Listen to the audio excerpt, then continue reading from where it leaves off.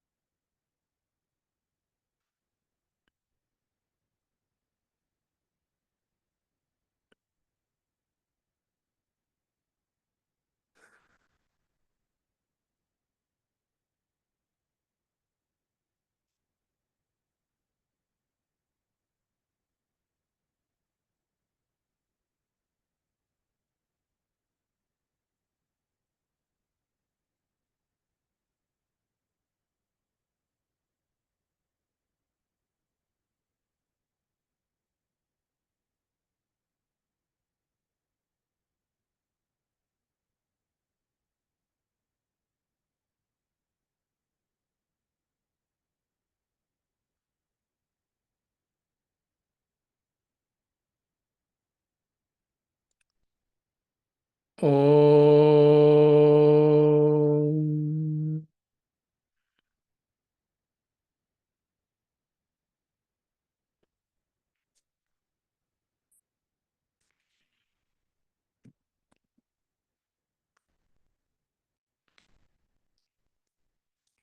Bhagavad Gita, chapter number 7. We will chant from verse number 15 onwards.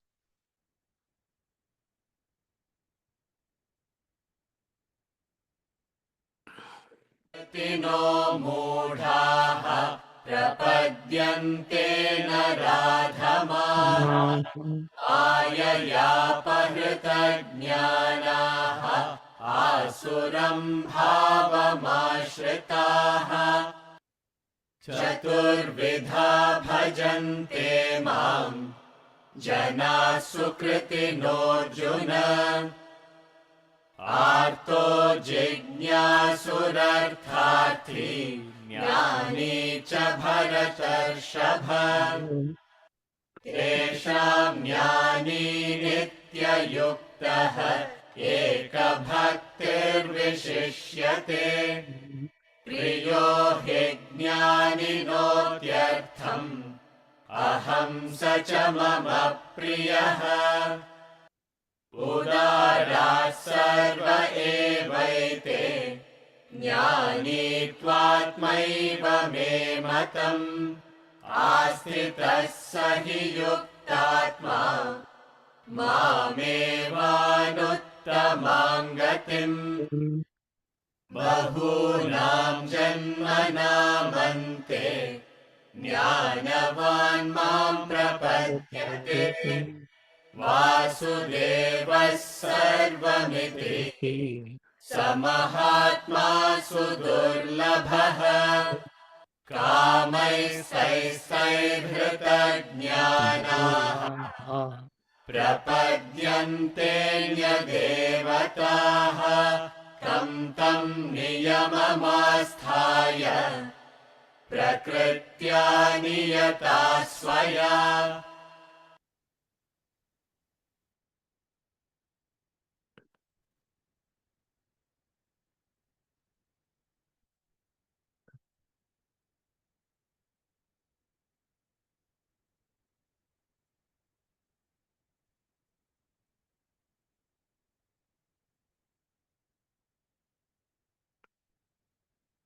So currently we are on the 7th chapter of Bhagavad Gita.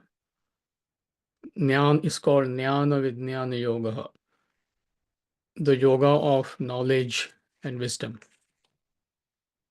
And we are on the 4th topic, the 4 virtuous types who worship God.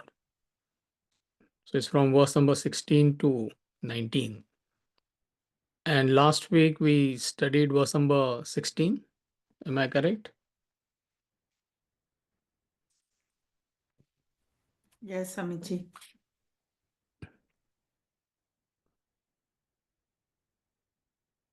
So just to recap main points in the 16th verse.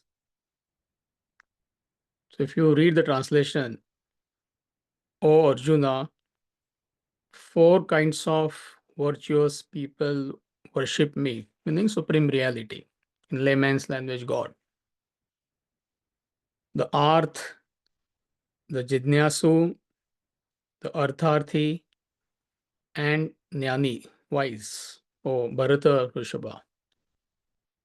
So it's very important for you to know where you are at this moment, and naturally you need to raise the bar. So that's the reason this classification is given. So if you observe the world, most people, they are not interested in anything higher. You can call it anything: God, higher, supreme being, entity, power. They're totally engrossed in the world. They live routine, mundane existence. But then there are a set of people who seek God, who seek higher, who are willing to surrender, who have some kind of faith. Now, he is talking about among those who seek the higher, the God, the supreme reality. That is the classification. So there are 4 types, so broad classification. So the first type of people, they are called as Artharthi, those who seek wealth. So they approach God, they go to a temple or a church or a mosque to gain something. They want something. It could be wealth, literally, or it could be anything tangible or intangible. I want success. I want my family members to do well. I want my son or daughter to get married. I want promotion, whatever it may be. So such people, they are called as Artharthi. And some of them, they go to great extent, like going on a long pilgrimage and all that. So Bhagavad Gita is not saying it is wrong, but these are type of people. This is how they approach God. Then there are people who are called as Arthaha, distressed. So they are disturbed. They're mentally disturbed. Stress, worry, agitations. So they get temporary solace when they go on a pilgrimage or go to a temple or a church. So for the time being, the mind becomes calm. So that's the reason they are going. There is no other purpose. And the third type is called as Jidnyasu. Jidnyasu meaning they are information hunters, is intellectual curiosity. That is all. So they're not coming to, let's say, a class like Bhagavad Gita to purify themselves. I mean, it is maybe at the back of their mind, but main thing is, oh, I want to learn Bhagavad Gita. I want to understand all 18 chapters of Gita. Then I want to understand Upanishad.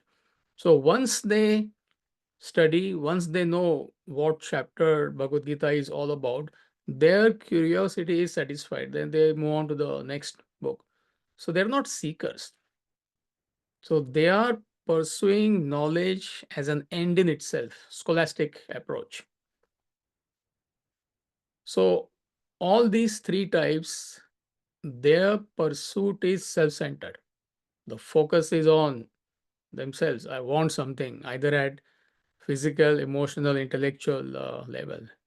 And their pursuit or association with God ends with achieving limited goals. Let my son or daughter get married. Once the daughter gets married, I mean, it is over.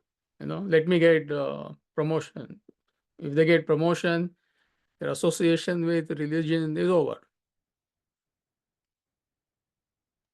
But what is the fallacy in their approach? First of all, it is selfish. The whole focus is on I, my. And being spiritual is liquidation of I or my. So that's the main fallacy. So innocently, due to ignorance, they are consolidating their ego. Are you with me? And secondly, they don't understand you get what you deserve in life, not what you desire. This is a law of life. Life is based on cause and effect. If you entertain negative emotions like jealousy, anger, you know, you're self-centered, and also you want to be peaceful. I mean, it's contradiction in terms. How can you be selfish? How can you entertain negative emotions? And how can you be peaceful at the same time? You purify your emotions, automatically you are peaceful. If you work hard, if you have higher goal in life, even in your own profession, you will be successful. It's a question of time.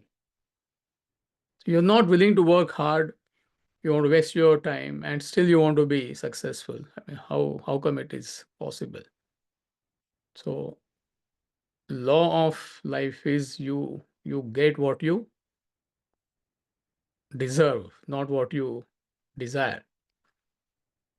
And therefore he says Jnani he is the greatest.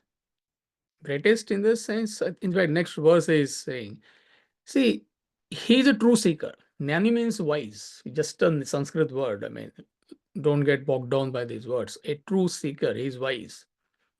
So his approach to religion or spirituality is to liquidate his or her ego. No, we used the word last time, self-oblivious, non-utilitarian worship. It sounds like a big word. It's very simple. Self-oblivious, nothing to do with your body, mind, intellect, nothing to do with perception, action, emotion, and thought. This is how we are pegged on to our personality. This is how ego functions. So he has got nothing to do with his personality, therefore self-oblivious. Non-utilitarian. Utilitarian meaning it is transactional approach. Oh God, give this to me. Oh God, give that to me. So you can use the word utilitarian or transactional approach. So his approach is not like that. So what a true seeker is seeking is something beyond body, mind, intellect. That is supreme reality. So he's not interested in gaining anything at the level of perception, action, emotion, and thought, because he has understood the futility of pursuing the world. A dreamer has understood the futility of pursuing the dream world. He knows he has to wake up. So he has got nothing to do with his dream personality. He's not a waker yet, but he's trying to wake up. You can use that example. So therefore, Krishna says there are four kinds of virtuous people. All of them are virtuous because at least there is some awareness of supreme reality. But first three are ignorant. So they need to understand this. They need to correct themselves and they need to wake up.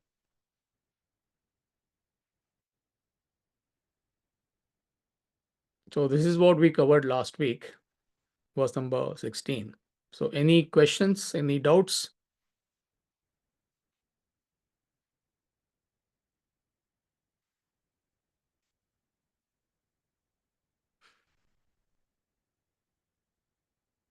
Okay, good to know everybody is clear. Amiji, one quick question. Yes, sir. Can one person have all the three, not the Jnani part? Can one person be Artharthi, Artha, and Jigyasu? Can one person have that quality, all the three qualities in individual? Yeah, because everybody has got like body, mind, intellect, Intellect. right? Yeah, so the focus could be different. See, emotional person will be more inclined to get solace, you know. Somebody who's intellectual, he will be more inclined towards Okay. intellectual curiosity. Somebody who's at a physical level, gross level, so he wants something gross. So it depends on one's personality, but human being is a composite personality, isn't it? So Yeah. definitely, one could have traces of all three. Why not? The reason I said body, mind, intellect. So intellect is a higher thing. So bodily, which is basically that, go for materialistic things. So that's the bottommost artharthi. Then the next one. I was just thinking in that way, Amaji. So Yeah. thanks. So Thanks, Amaji. one could have all four also. One could be Jidnyasu also, not fully Jidnyasu, trying to be and may slip into all three. So it's not in black and white. I mean, as you evolve slowly, you become more and more established in the goal. This is gradual. Thank you, Amaji. It's a good question.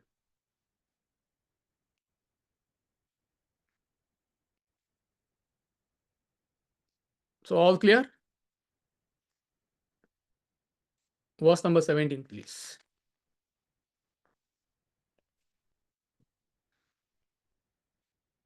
तेषां ज्ञानी नित्ययुक्तः एकभक्तिर्विशिष्यते प्रियो हि ज्ञानिनोत्यर्थम् अहं स च मम प्रियः तेषां ज्ञानी नित्ययुक्तः एकभक्तिर्विशिष्यते प्रियो हि ज्ञानिनोत्यर्थम् अहं स च मम प्रियः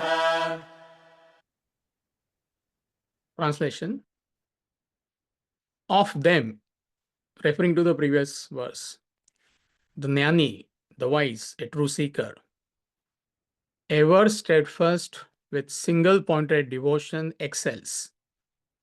For I am extremely dear to Jnani and he is dear to me. So you learn two qualities of a bhakta here, of a true seeker here. Nitya Yukta Eka Bhakti.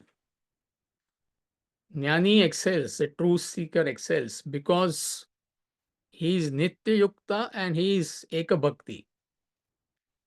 Nitya Yukta meaning he is Nitya means constantly. Yukta is trying to unite with the supreme reality. So he is constantly trying to unite with the supreme reality. He's steadfast in his efforts. So it is a discipline of the intellect. He has understood what's his ultimate mission in life. So therefore he has developed that conviction. So only when you have a powerful intellect, you analyze life, what's your mission all about, then you come to that conviction. So thinking, analysis, reasoning, logic, reason is involved. So therefore, Nitya Yukta is discipline of the intellect. But also it goes hand in hand with devotion, Eka Bhakti. Ek means single, Bhakti meaning devotion. Eka Bhakti, he has single pointed devotion. So it is a discipline of the mind. So what we understand from these two qualities, Nitya Yukta Eka Bhakti, is alignment of mind and intellect is necessary for your spiritual growth. By alignment, I mean confluence of mind and intellect is must. If only mind overpowers your spiritual pursuit, your growth is lopsided. Just devotion, not backed by logic and reason. If it is only logic and reason, only intellect, minus devotion, there is no surrender, there is no reverence, there is no respect. I mean, you will end up becoming a scholar. But when there is a confluence of both, with intellect you understand. Even from our level, it is easy to understand. He's talking from absolute level, but why are you studying this knowledge? Why are you studying Bhagavad Gita, or could be any scripture? If it is just based on the whims and fancies of the mind, your pursuit will not last. Or you could be susceptible to superstitious belief, mechanical ritual, so you will remain at that level and you are gullible. Such people are easily exploited by selfish people. So it has to be backed by the knowledge. So your intellect clearly understands why do you need this knowledge, why you have to consistently pursue this knowledge, and mind surrenders to the knowledge of the scriptures. You understand, I don't know the knowledge of life and living. I do not understand what is supreme reality. And these great masters, they have that knowledge. So I want to learn from them. So that gives you humility. So therefore, alignment of mind and intellect is necessary for your spiritual growth. Usually it is lopsided if you observe in the world. Most people, it is just mind. True devotion is backed by intellect. Hardly anybody understands that. See, when we do chapter 12 of Bhagavad Gita, is called Bhakti Yoga. So the entire chapter talks about what is bhakti. It's fascinating. So a true, when I say fascinating, meaning a true bhakta, a true devotee has got a powerful intellect. Similarly, a true jnani, a person of knowledge, has got flood of emotions. Of course, it is controlled by his intellect towards divinity. So, therefore, he says, of them, the jnani, ever steadfast with single pointed devotion, he excels. So, jnani meaning a true seeker, he has understood his life's mission. You're talking about how he uses his intellect. What is life's mission? Any human being's life mission is to unite with the supreme reality. There is no other mission for any, all human beings. So to unite with supreme reality, you need spiritual practices. Karma yoga, bhakti yoga, jnana yoga, these are traditional spiritual practices. Path of action to purify your actions, path of devotion to purify your emotions, and path of knowledge to get clarity for your intellect. So these three practices are required to gain your identity, to regain your identity. And also, a true seeker understands that these three spiritual practices, they are nothing but means to an end. So he's not attached to spiritual practices. Otherwise, you can get attached. You may understand, yes, no, I need to follow spiritual path. But again, most people, they get attached to the path itself. So he maintains that objectivity. He understands he needs knowledge, but also he understands that knowledge is means to an end. If you get attached to knowledge, you will be stuck. You will be just, it will be nothing but intellectual sensuality. Similarly, devotional practices, it could be like bhajans, going on a pilgrimage, or whatever you do. If you feel they are required, then they are required, but then it is means to an end. But if you get attached to them, you are developing a set of desires. So actually you are devolving. Similarly, action is required. We always say you must have higher ideal in life, whatever you are doing. But if you get attached to whatever you are doing, that action level, again you are devolving. So that is why he says that a true seeker, he excels, vishishyate. Why he excels? Because he does not get attached to the spiritual path.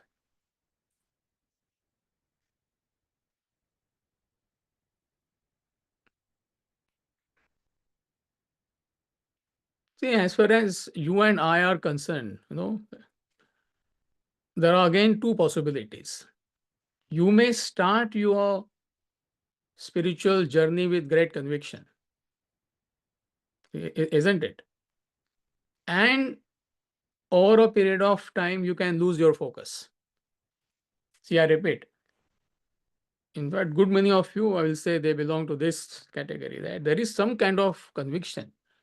Otherwise, why would you attend these sessions? Most of you are attending for, I don't know, for a long time. So definitely you have some mission, there is some conviction, you understand the importance of this knowledge. But either you can get caught up in spiritual practices, I think you can get attached to it. Are you following the thought flow? That is one possibility. Second possibility is you can get sucked into the world in various ways, in different ways. It could be suddenly you may slip into indulgence, you know. You were disciplined relatively, but suddenly, like, maybe you got into some company or mind pitched up some desire and you can lose focus. Or you can get attached to some emotional hang-ups or some conflict. Are you following the thought flow? It's not easy to stay single focused. He says Nitya Yukta. So why can't you maintain that consistency? Something or the other from the world can bother you. Could be anything. Some challenge in office and you're gone. It may take long time to get your mental equilibrium, right? Or something, some conflict could be anywhere in a society, or some emotional hang up, or suddenly you slip into the pursuit of money. That greed may take over. By and large, you're focused, but suddenly you can get caught up with something or the other. So you may start your spiritual journey with conviction, but there is a strong possibility of you getting caught up in the spiritual practice itself or practices itself or something or the other from the world. So Jnani, he maintains that single pointed focus. See, there are so many stories, we learn from the scriptures. I mean, we don't get into the stories here, but I mean, those who are from India, they will know the character of Bhakta Prahlad. Everybody knows. Bhakta means he was a great devotee, a small boy, born to a demon, not really demon. I mean, father was demonic, a materialistic, sensual person. So there was so many obstacles to pursue spiritual path for that little boy, but he overcame all the obstacles. Bible mentions different personalities like Joseph, Job, David, Daniel, Esther, and those who are familiar with Bible, they will know what I am talking about. See, they faced tremendous challenges in their life.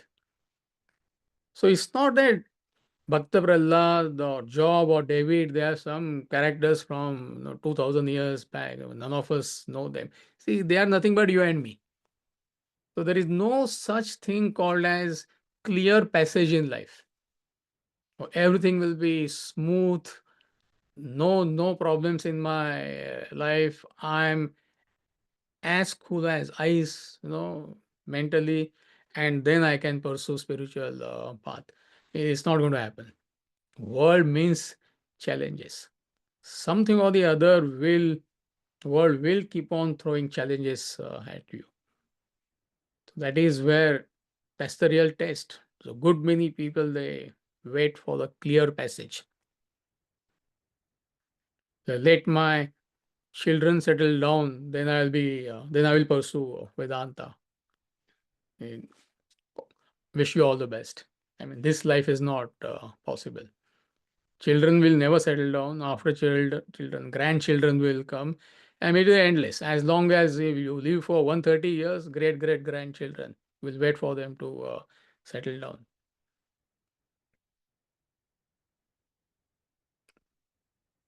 We had our first retreat in 2019, the same place where we are doing, and there were two young couples who joined with their kids. Makaran was there. How old was Vedant that time? 6 months? A year. Yeah. Yeah. And daughter? Daughter was 5, 6. Yeah. Ashish actually came with an infant. Remember? Yeah. Yeah, literally like 6 or 8 month old baby. Other son, I don't know. Maybe it was not there. Vijay came with Keshava Madhav. How old they were that time? They were 10 and 14, I guess. So if you go on the website, you see the photo. There are like 6, 7 kids are there. See, why I'm giving this example? People I often hear, oh, what about my children? I have young children, therefore I can't pursue spiritual path. It's all nonsense. It's all pardon my language. These are flimsy excuses. So therefore, this story should inspire you. Otherwise, you may admire it as a story, and what do we learn from that? So there is no such thing called as clear passage in life. So the moment it hits you, the importance of this knowledge, your spiritual journey begins. So therefore, he says that Nitya Yukta, Eka Bhakti. And therefore, Krishna qualifies. It's all poetry. Don't take it literally. I am extremely dear to Jnani and he is dear to me. I am meaning the supreme reality. I am extremely dear to him and he is also dear to me. Meaning his closeness to the supreme reality due to his or her efforts, period. It is as simple as that. God's grace is universal. It is not preferential.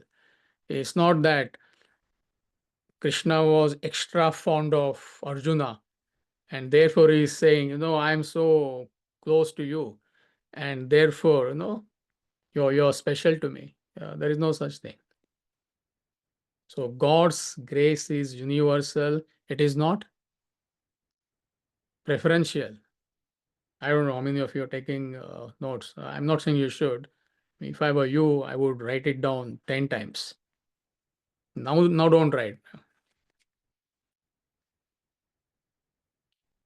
Sunlight is everywhere, isn't it? I put a roof on my head and I say I'm not getting a sunlight. My neighbor is enjoying sunlight. He's sitting on his patio. I mean, why don't you do that? Just step out of your house. So nobody is denied spiritual growth. This is what it means. The simplest explanation. Now you are creating barrier by your own selfish desires. And then you complain, oh God, no, why are you doing this to me? So God is saying, as it were, that I am extremely dear to you, you're also dear to me. So everyone has got, number one, this capacity to grow spiritually. Everybody has access to peace, happiness, contentment, cheerfulness, dynamism, self-sufficiency. Nobody can deny these things to you. So a true seeker enjoys all this. Meaning he is peaceful, he is happy, he is content, he is dynamic, he is cheerful. Therefore, is dramatic way of saying. that I am extremely dear to a true seeker, and he is also dear to me.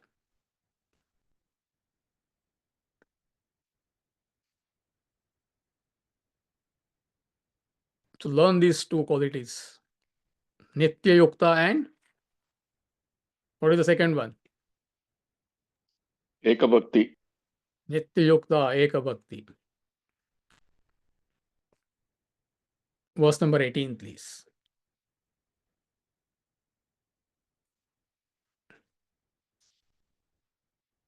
उदाराः सर्व एवैते ज्ञानी त्वात्मैव मे मतम् आस्थितः स हि युक्तात्मा मामेवानुत्तमां गतिम् उदाराः सर्व एवैते ज्ञानी त्वात्मैव मे मतम् आस्थितः स हि युक्तात्मा मामेवानुत्तमां गतिम्.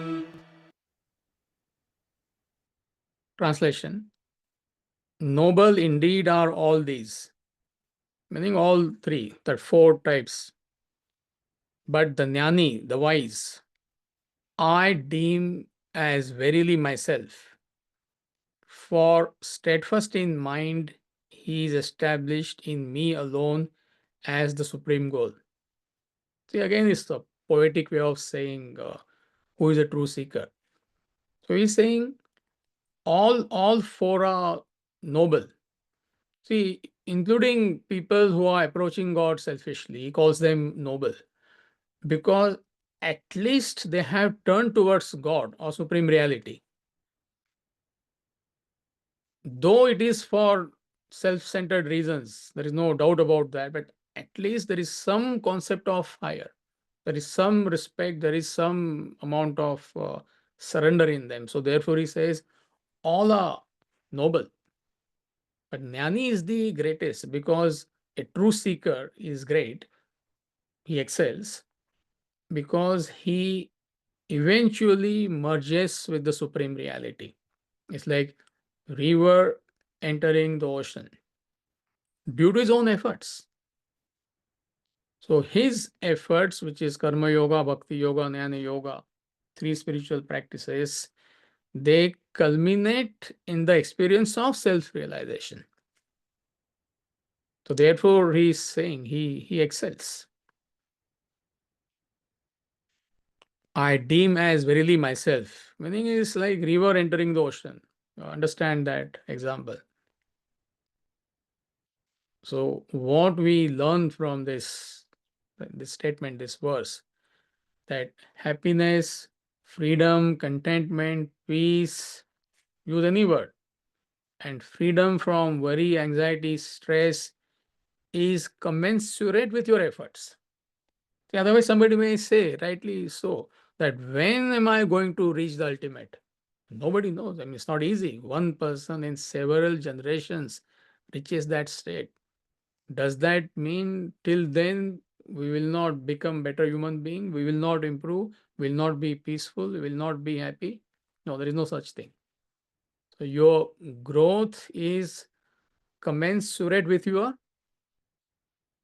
efforts. And what do we mean by efforts? The moment you change the direction, your life has changed. This is world, this is God, or this is supreme reality. Most people are going towards where? World. Towards the world. It's a wrong direction. There is no way they are going to experience happiness. It is bound to end in misery sooner or later. So the moment that awakening comes, the moment you change your direction from world to supreme reality, truth, divinity, you're a different person altogether. Obviously, you need to put efforts. It goes without saying. Okay, I understood my purpose in life, and you're not putting any efforts. He's not talking about that. But the moment you change your direction, it makes all the difference. Of course, the journey is it's quite a long journey, but it's a fabulous, pleasant journey. So it's like when we take international flight, long flight, non-stop, 15, 16 hours. Yes, the plane takes off, but 14, 15 hours are still there. And that navigation system takes you there to your destination. But there is that consolation that, yes, I'm on the right flight. You know,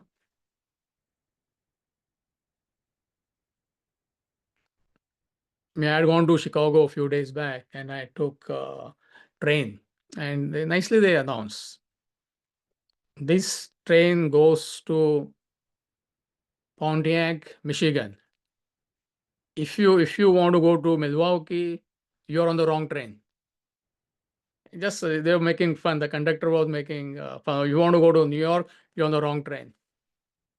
So you know you're on the right train.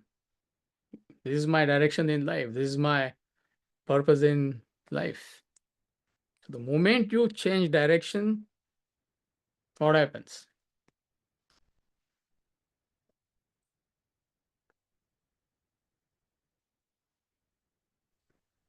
You feel some relief. You get some relief. And then obviously you have to be consistent with your efforts. But ignorant people don't understand this. So whole life, what are they trying to do? Unnecessarily. So you are fighting with your own personality.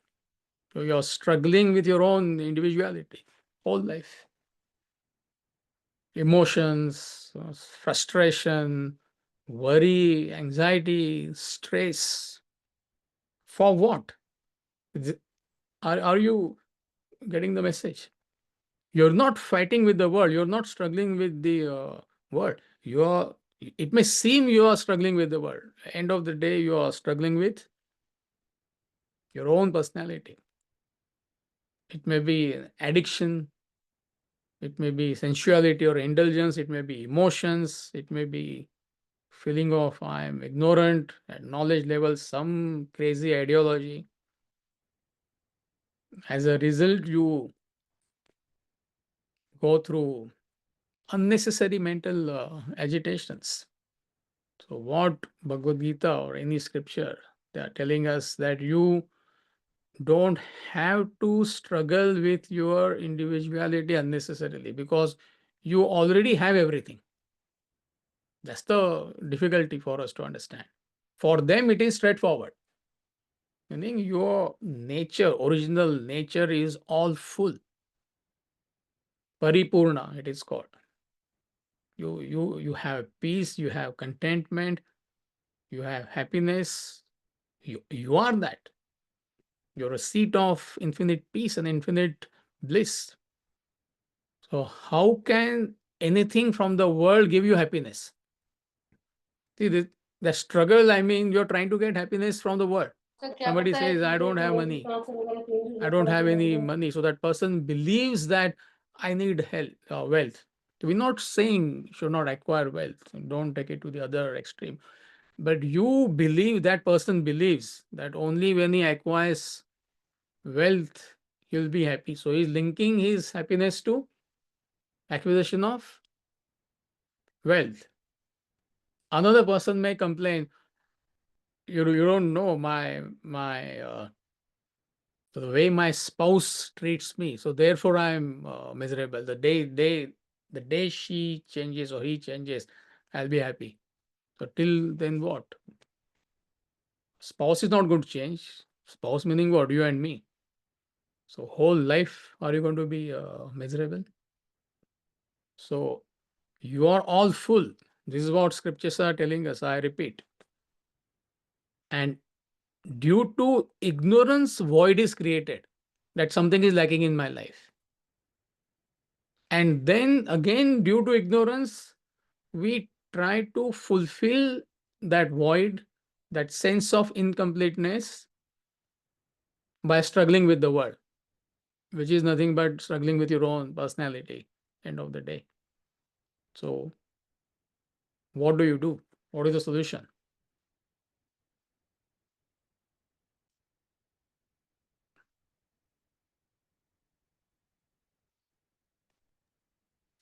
Yoga, Which bhakti, what yoga? karma, knowledge. I mean, knowledge. Yeah. Knowledge of what? Higher living principles. Knowledge of Gita, knowledge of the scriptures, Mhm. which is nothing but knowledge of what we are, the knowledge of our fullness. So get the knowledge and wipe out your ignorance, which is responsible for whatever is happening to you in life. It takes a while. So we often give example, there is a lake and the entire surface of the lake is covered with some kind of a moss. Sometimes we see that, isn't it? Leaves, hundreds and millions of leaves is a kind of a weed. So the only way to see the clear water is you have to remove the weed. The weeds are nothing but it's your ignorance, which has created desires, millions of desires. So right, whoever gave that answer, just get the knowledge and wipe out your ignorance bit by bit every day. Are we okay?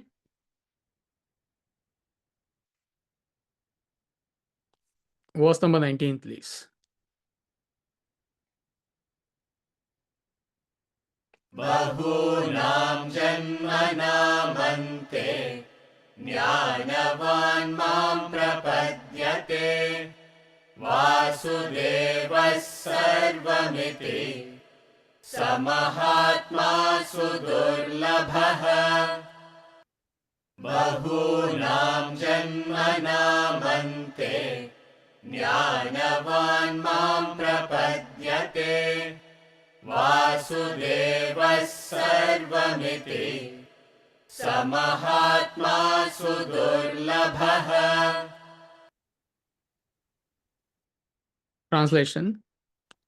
At the end of many births, Bahunama Janmanam is oft quoted from Bhagavad Gita.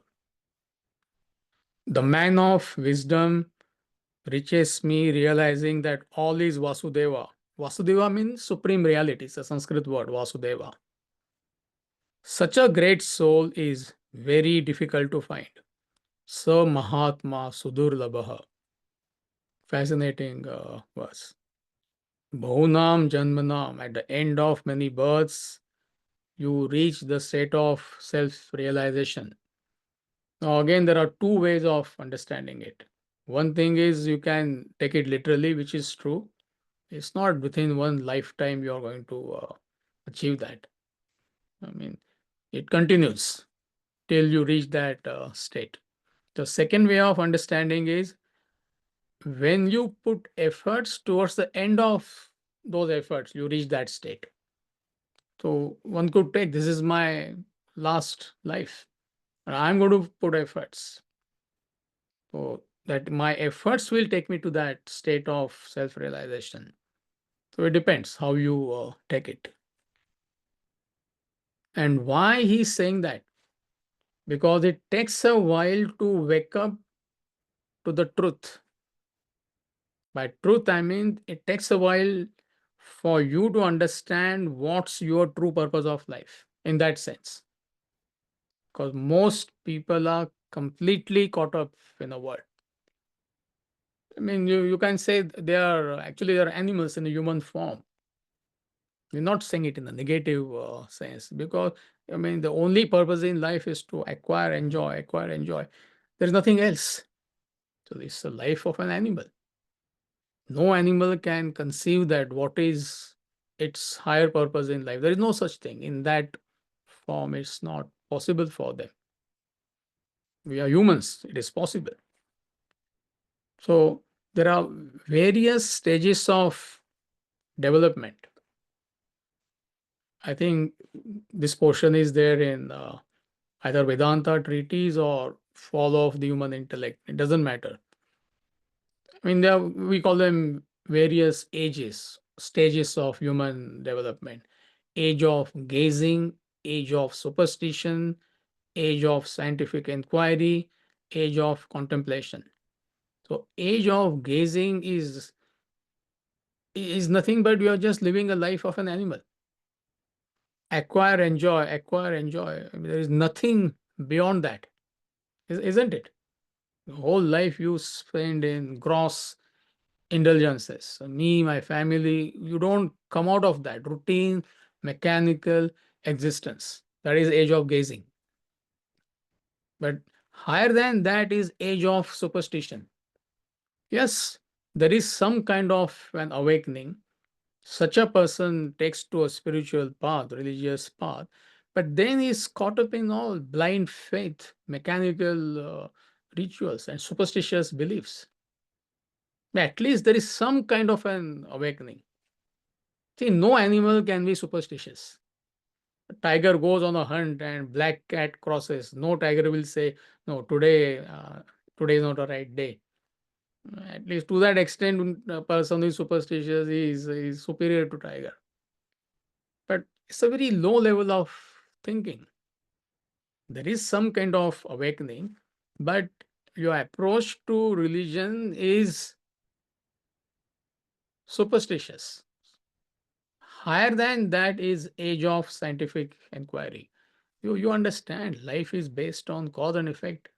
What black cat has got to do with my success? I mean, if I put efforts, the student says, I have put efforts, I have studied hard, I have been consistent. Even if 1,000 black cats they cross, I mean, I will be successful. So there is no correlation. So you understand that world functions on cause and effect in all aspects of life. But higher than that is age of contemplation. So where you question these laws, I mean, who decided these laws? Who made these laws? What is this law of causation?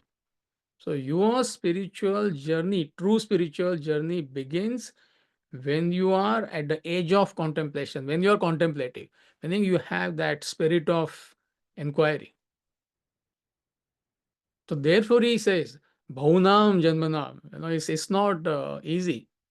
But within this life also is possible. I mean, I've seen people who are totally superstitious as far as their approach to religion is concerned, caught up in ritualistic practices, attached to idols and all that. We're not saying it's wrong, but it's all gone. I've seen so many people in my 30 years of association with this knowledge. So don't take it that this life I'll be age of gazing, next life I'll reach. No, in the span of 4, 5 years, 6, 8 years, I don't know, depends on your efforts. You could be at the age of gazing and you could understand the true purpose of life. But it's not easy. That is what he's telling us, because any growth is gradual. Nothing is sudden in life. If you're not healthy, it takes a while. If you're put on 15, 20 pounds, we all know how, I mean, months and years it takes to get back to your fitness. If you're entertaining negative emotions, it takes a while to purify your emotions, isn't it? Similarly, intellectual growth, it takes a while. Even child goes to a school till he passes out. I mean, how long it takes? Whatever, 10, 15 years for intellectual growth. So when it comes to spiritual growth, we are talking about elimination of all our desires. It's not a joke, it's not easy. So first you have to purify your desires, then you need to eliminate your desires. So it's a lifelong exercise. Therefore he says Bhaunam Jamnam. I think it takes a lot of efforts. And when you reach that state, when the true seeker reaches that state, the state of self-realization, he understands all is Vasudeva, meaning the entire world is nothing but supreme reality. illusion is gone. This is what we studied a few verses back. You are caught up at the level of the snake. So now you're seeing the rope. So you understand snake was nothing but the rope. So what we are experiencing is a pluralistic world of objects and beings, but actually it's nothing but supreme reality. We have superimposed a world where there is supreme reality. So the state of enlightenment is illusion is gone. You understand. The erstwhile world was nothing but God, Brahman, supreme reality. It's like everything in a dream is nothing but waker's mind. It's a very useful comparison, isn't it? You go to bed, you dream, you have a dream. So what is that dream phenomena? There is a dream subject, there is a dream object, right? You are a subject, dream world is the object. There are millions and millions of things in a dream. So all that pluralistic phenomena of dream is nothing but waker's mind, one waker's mind. So similarly, you and I are experiencing a pluralistic world right now, but it's nothing but one supreme reality. There is no duality there. So that's the experience of self-realization. And therefore he says, Sa Mahatma Sudurlabha. Such a great soul is difficult to find because most people have no clue of the true purpose of life to begin with. Totally lost. So the moment you begin your spiritual journey, it is an extraordinary achievement. But it's not, it's only the beginning. The real achievement is when you understand, when you experience that world is an illusion. But the fact that you have changed your direction itself is not easy. It can be taken in both the ways. So Mahatma Sudurlabha obviously means from the absolute level, but also you can take it from our level. It's not easy to change the direction of your life. Why it is not easy?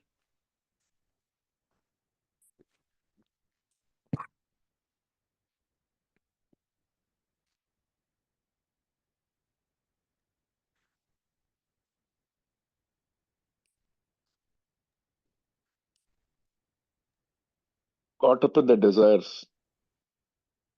Mm-hmm. There is no Vedantic knowledge. Mm-hmm. Why it is not easy to change the direction? Meaning from world to supreme reality. That's what you are. That's what I am. That's what everybody is. But why it is not easy? It's the ignorance.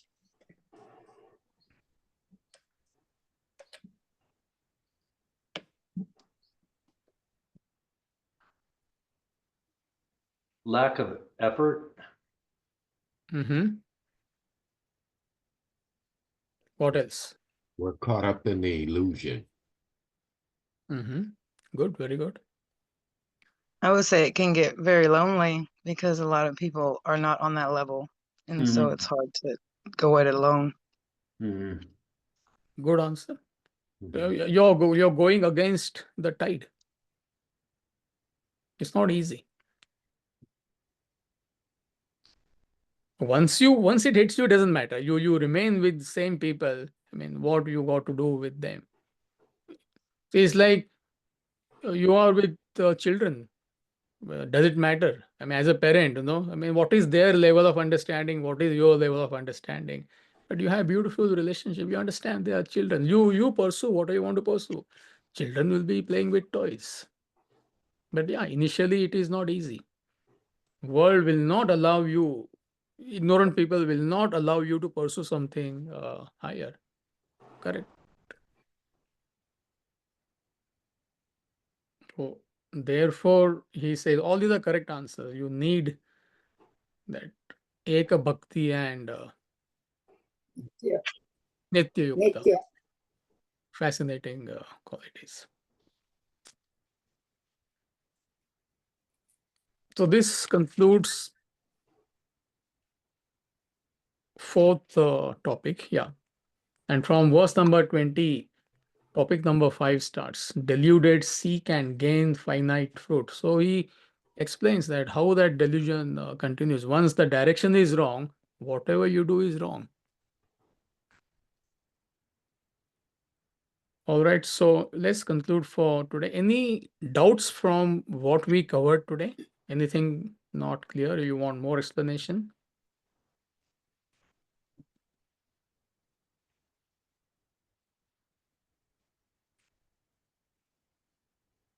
All right, so I will see you next week, or those who attend Holocaust of Attachment tomorrow, 10 o'clock. Thank you. Thank you. Thank you. We have an announcement. Oh yeah, sorry. There is an announcement. I forgot. Sorry. Anna? Sure, yes. So the retreat coming up in May will be at the Homestead Resort in Glen Arbor, Michigan. So the 16th is a Friday. A little bit more about the schedule if you're thinking about travel plans. We get there about 3:30 p.m. And then on the 18th, that Sunday, we will be departing after lunch around 2 p.m. If you're flying in, you can fly into Detroit. There's plenty of us in the Detroit area who can pick you up at the airport and take you to the retreat location, which is about 4 hours from the Detroit area. The schedule will mimic the same schedule that's at the Vedanta Academy in India. And on the registration website, there is an example of a full day schedule on there. So if you're curious, go there.